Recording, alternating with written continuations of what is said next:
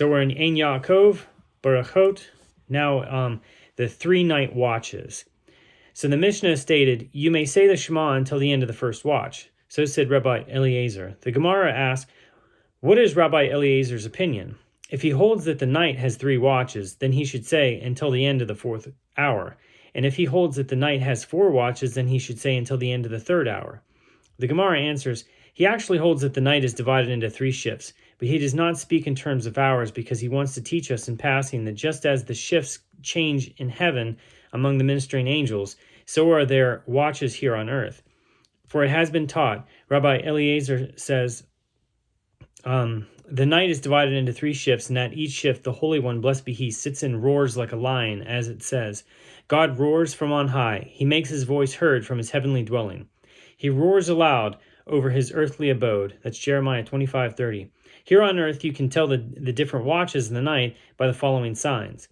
In the first shift the donkey brays, in the second the dog barks, in the third the baby nurses from its mother's breast, and the wife talks with her husband.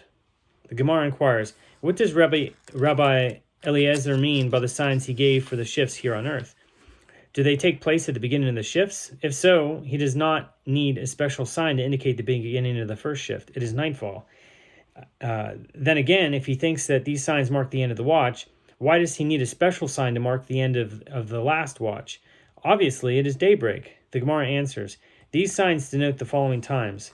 The donkey braying tells us when the end of the first watch is. The baby nursing tells us the beginning of the 3rd watch, and the dog barking marks the middle of the middle shift. And if you want, you may say all these times mark the end of the respective shifts, and if you object that the last watch needs no sign because you can just look out and see that it's day, I tell you that the sign is needed for a man who sleeps in a dark room without windows and does not know when it is time to recite the Shema.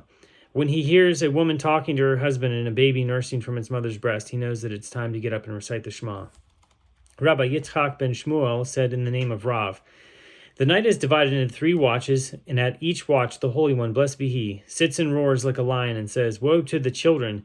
Because of their sins I have destroyed my house, burned my sanctuary, and exiled my children among the nations of the world.